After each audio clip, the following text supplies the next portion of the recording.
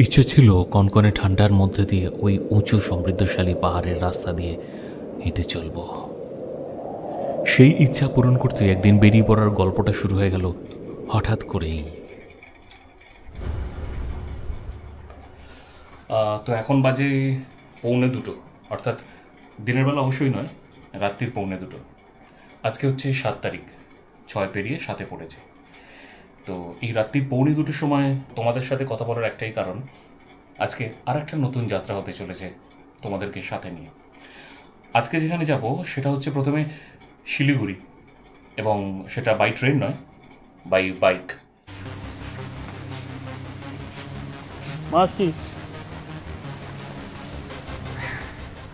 মনে তখন একরাশ উচ্ছ্বাস। মায়ের থেকে পারমিশন নিয়ে ওপর থেকে স্ট্রিট লাইটের আলো পড়া রাস্তা দিয়ে হাঁটতে হাঁটতে এগিয়ে চললাম বাইকের উদ্দেশ্যে। আমাদেরকে সি অফ করার জন্য রাত 3টের সময়ও আরও ভাইরা দাঁড়িয়েছিল। তারা কালকে ট্রেনে উঠে পরশুদিন ভোরে এনজিপি নামবে, সেখান থেকে আমাদের নতুন যাত্রা একসাথে শুরু হবে। কিন্তু আজ আমরা 3জন দুটো বাইকে চেপে রওনা দিলাম শিলিগুড়ির উদ্দেশ্যে।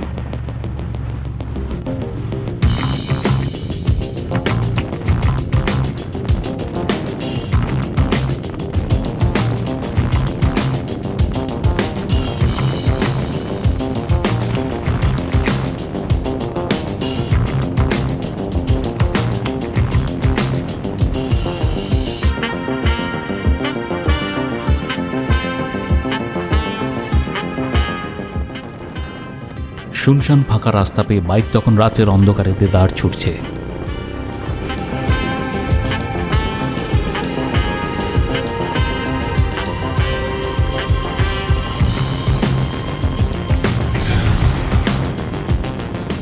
মেলাকাটা ফুলবাগান, কাঁকুরগাছি, উল্টোডাঙ্গা, লেক টাউন ক্রস করে বাইক ক্রমশ ছুটছে এয়ারপোর্টের দিকে।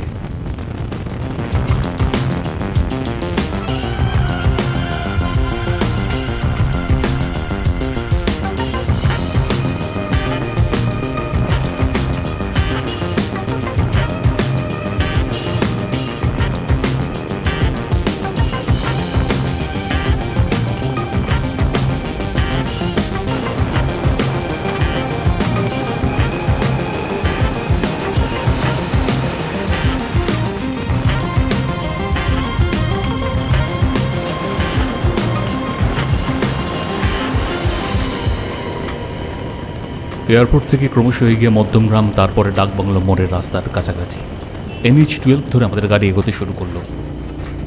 শিলিগুড়ি ডিস্টেন্স পর্যন্ত সময় দেখাচ্ছিল প্রায় 12 ঘন্টার মতন। বারাসাতের ডাকবাংলো মোড় থেকে বাঁদিকে যে জাগুলিয়ার রাস্তাটা চলে গেছে সেই রাস্তাটা ধরে এগোতে শুরু করলাম। তবে এখানে একটা কথা বলে রাখি, রাস্তাটা অত্যন্ত খারাপ। বিশেষ কোনো লাইট না থাকাতে গাড়ি চালাতে অসুবিধা হতেই পারে। প্রায় 120 কিলোমিটার পার হবার পর আমরা প্রথম হল্ট নিয়েছিলাম। ভোরের আকাশে একটু আলো ফুটতেই আবার আমাদের বাইকের জার্নি শুরু হলো। আমরা কৃষ্ণনগরের প্রায় কাছাকাছি চলে এসেছিলাম।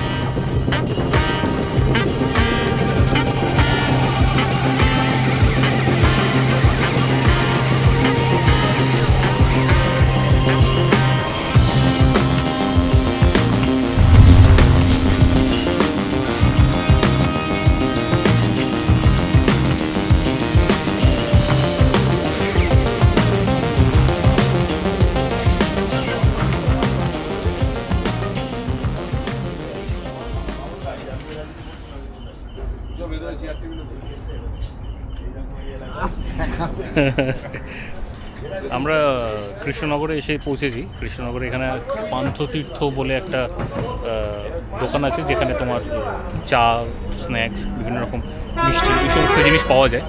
তো এখন বাজে প্রায় 6টা বাজতে চললো।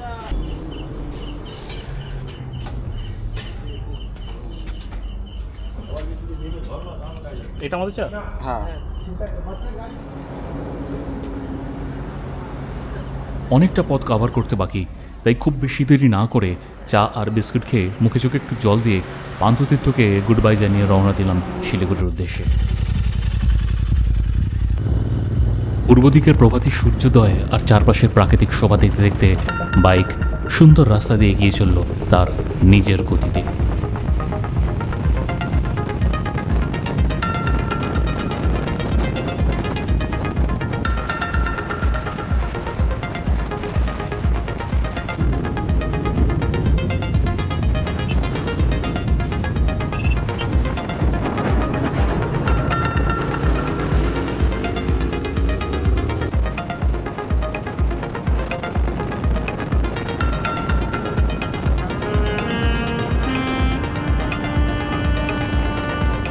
কখনো কখনো কুয়াশাবৃত অঞ্চলকে ভেদ করে স্নিগ্ধ বাতাসের পরশকে গায়ে মাখতে মাখতে বাইক তখন দেদার ছুটছে মসৃণ রাস্তা দিয়ে।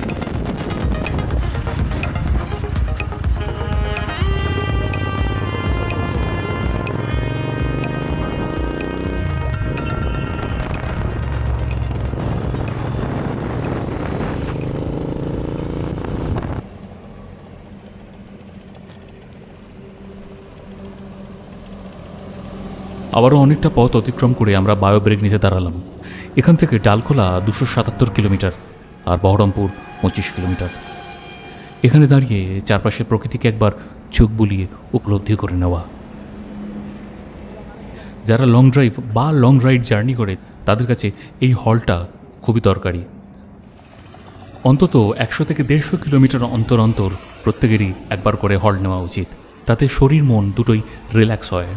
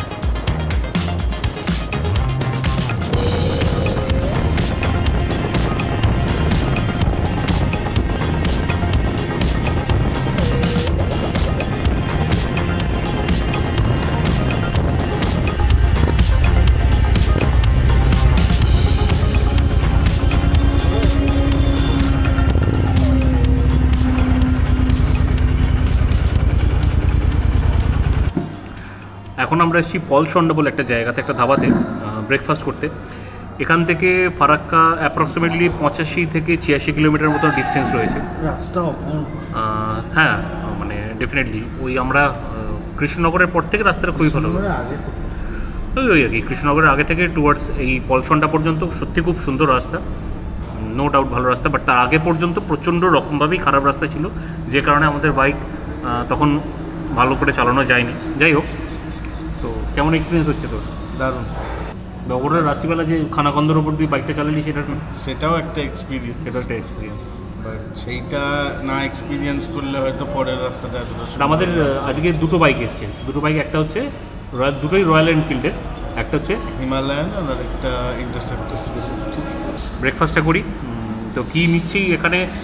সকালে পরোটা, ওই তারপরে চানা মশলা, রুটি, তরকা, এইসব ছাড়া অ্যাসাজ এখানে কিছু পাওয়া যাচ্ছে না।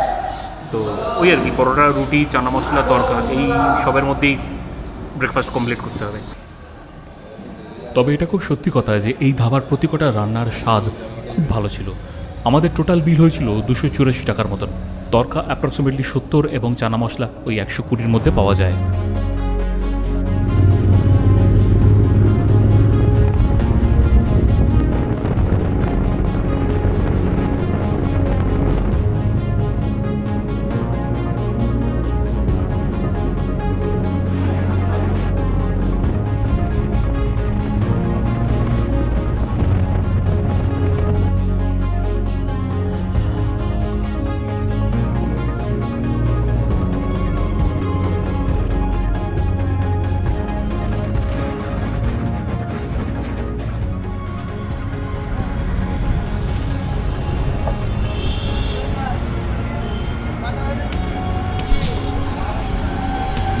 এখন বাজে 11:30। তো ওই কালিয়াচক, মালদা ডিস্ট্রিক্টের এখানে কালিয়াচকে একটু দাঁড়িয়েছি, একটুখানি চা খেলাম আবার। তো আর কি, না দাঁড়ালে বাইকে এতক্ষণ ধরে জার্নি করলে যা হয় শরীর একটু স্টিফ লাগে। তো ওই রিল্যাক্সেশনের জন্য জাস্ট 10-15 মিনিট দাঁড়ানো, তারপরে আবার বেরিয়ে যাওয়া।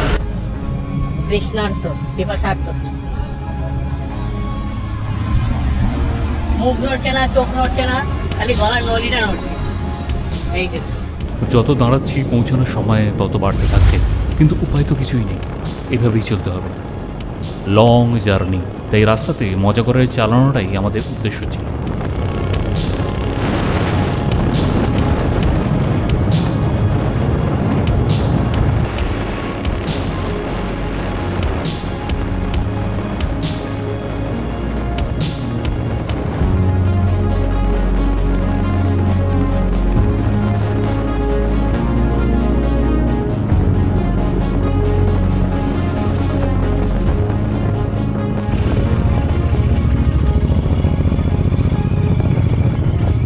প্রায় দুপুর গড়িয়ে বিকেল হতে বসেছিল।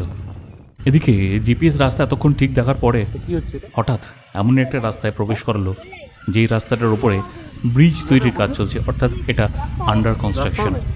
অগত্যা কাদায় পড়ে বাইক বেশ কিছুক্ষণ আটকে থাকলো।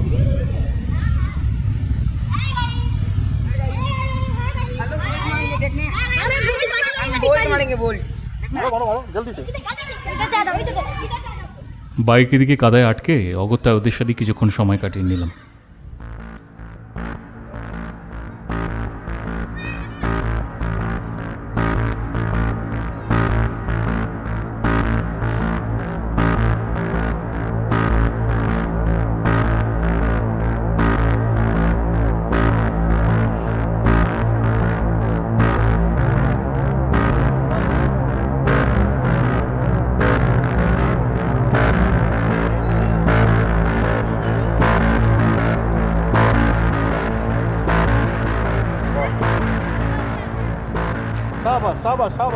সবার জন্য হাততালি, সবার জন্য হাততালি।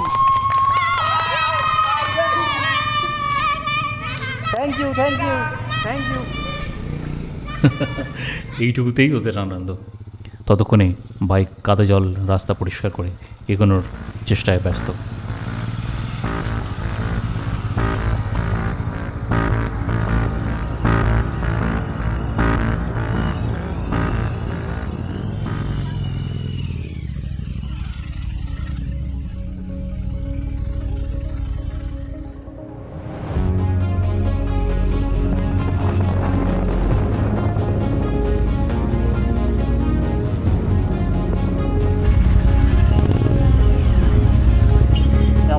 দিয়ে এলাম ওই ট্রেন লাইনের নিচ থেকে, এসে জাস্ট ইউটার নিয়ে এখানে ঢুকতে হবে এই রাস্তাটাতে। এই সবেরই মাঝে দুপুরের লাঞ্চ করাটাই হয়নি, অনেকটা পথ তখনও বাকি আছে। আর এদিকে পশ্চিম আকাশে সূর্য অস্ত যেতে বসেছে। সেই সবাকে উপলব্ধি করতে করতে আমরা কোথাও না দাঁড়িয়ে এগিয়ে চললাম সোজা শিলিগুড়ির উদ্দেশ্যে।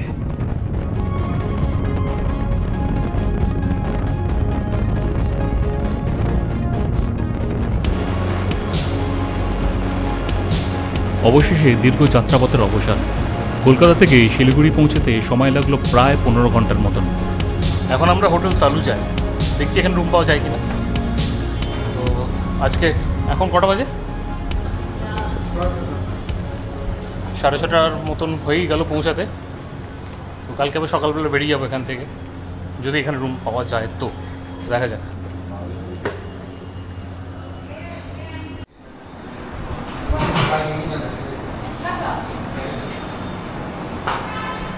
কত টাকা পড়লো? 2800 for 3 people, super deluxe room and 1 extra bed. আগের দিন ভোর 3টে থেকে বাইক চালানো আর আজকে সন্ধ্যে 6টার পরে সেখানে পৌঁছানো, শরীরে তেমন কোনো জোর ছিল না। সেখানে একটা সুপার ডিলাক্স রুম পাওয়া গেছে, কিছু করার নেই। কাল রাতে 3টে থেকে বাইক চালানো স্টার্ট হয়েছে, তো জাস্ট রাইট নাও এখানে এসে পৌঁছানো। সবাই প্রত্যেকে টায়ার্ড ভীষণ, রাস্তা খুব একটা ভালো হচ্ছে তাও না, বেশ কিছু জায়গায় ভালো ছিল। তো সব মিলিয়ে মিশে যেটা হাতের সামনে পাওয়া গেল তো সেটাই নিতে হলো 3 জনের জন্য।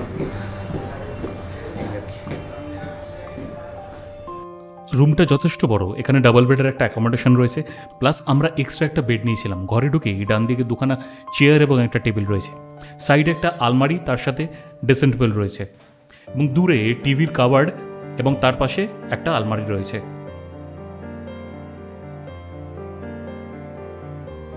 এখানকার বাথরুমটা খুব সুন্দর এবং বড়, গিজার, কমোড, বেসিন থেকে শুরু করে সমস্ত রকম অ্যাকোমোডেশন এখানে ছিল।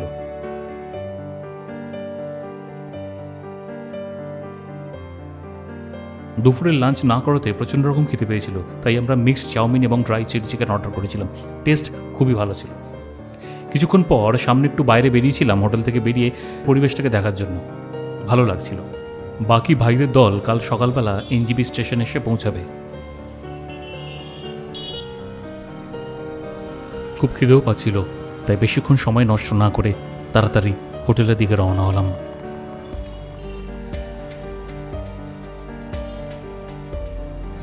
প্রায় 10:30 বাজতে চলল রাত্রিবেলা। এইমাত্র খাবার দিয়ে গেছে, তো আমাদের রাত্রের ডিনার এবার কমপ্লিট করবো। তো আজকে ডিনারে যেটা আমরা তখন সন্ধ্যেবেলার যে স্ন্যাক্সটা দিয়েছিল ওরা, তো স্ন্যাক্সটা খুবই ভালো ছিল, খাবার পরিবেশন এদের যথেষ্ট ভালো। সেই জন্য আমরা আবার ভাবলাম যে রাত্রের ডিনারটা এদের থেকেই অর্ডার করি, তো সেই জন্য আমাদের এই খাবারগুলো আজকে অর্ডার করা হয়েছে।